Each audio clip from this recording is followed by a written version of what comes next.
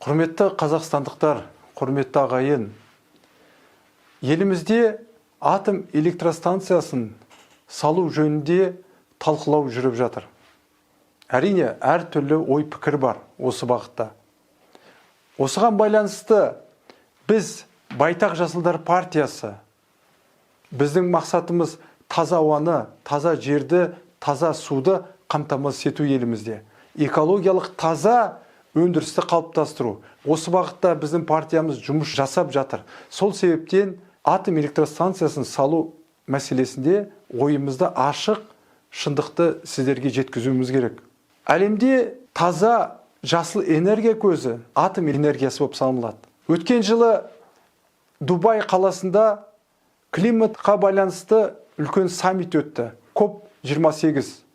Сол саммитте біз қатыстық. Дамыған елдер Европа, Америка құрама штаты, Оңтүстік Корея, Жапония, тағы да басқа экономикасы мықты дамыған елдер бір дауыспен айтып жатыр. 21 ғасырда атом энергиясы ең басты энергияның көзі болып саналады.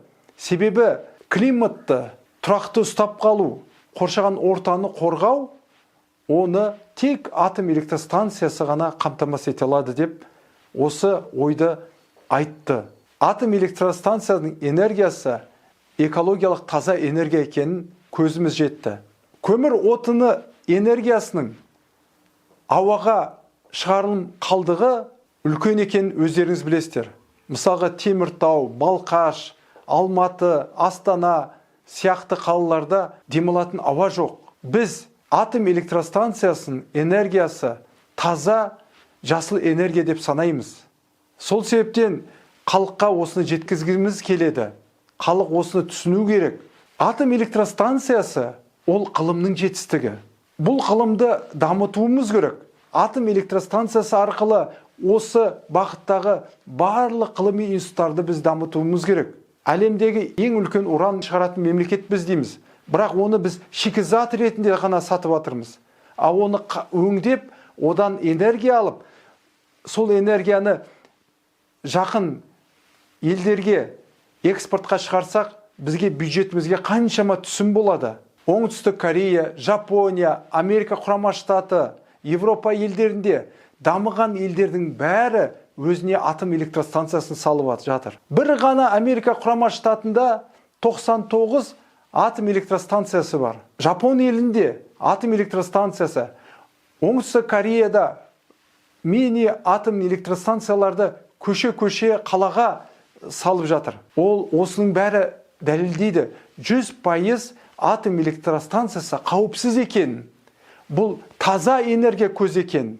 Ғылым дамыған кезде ғылымда қателікпен жұмыс жасау деген нәрсе болады. Иә, мүмкін белгілі бір ғылыми мәселелерде 20 ғасырларда туған мәселе белгілі бір апаттар бар шығар, бірақ оның бәрі ғылымда қаралып, оның бәрі ол кемшіліктердің бәрі жойылған. Атом электростанцияның реакторы ол су-су технологиясын пайдаланады. Әлемдегі су-су технологиясымен жасалған реактордың бүресінде апат болмаған. Еш жерде апат болмаған. Сонымен қатар атом электростанциясының уранды байыту 4-5% ғана. Ол еш қалай жарылысқа келе алмайды ондай. Сол себептен бұл шындықты халыққа жеткізу біздің партиямыздың борышы, біздің борышымыз. Бұл энергияның көзі бізге жақын. Сондықтан бұл шындықты біз білеміз, біз халыққа жеткізіп жатырмыз сол себептен. Биыл қазақстандық оқушы балалар әлемде 4 бала бірінші орын алды физикадан. Ертең олар елімізге келеді. Қай жерде олар өзінің физикалық ғылымын, ядролық физика ғылымын қай жерде іске асыра алады? Ол тек қана атом электростанциясын дамытқан кезде ғана оларға мүмкіндік туады. Сонымен қатар, күздігүні атом электростанциясын салу туралы референдум өтеді. Сол референдумде халқымыз дұрыс таңдау жасау керек. Осы бағытта әрбір сөзімізді әрбір ғылыми дәлелдерімізді, дәйектерімізді біз халыққа, қарапайым қазақ халқына жеткізуге дайынбыз. Құрметті ағайын, дұрыс таңдау жасау керек. Біз 21 ғасырда өмір сүріп жатырмыз.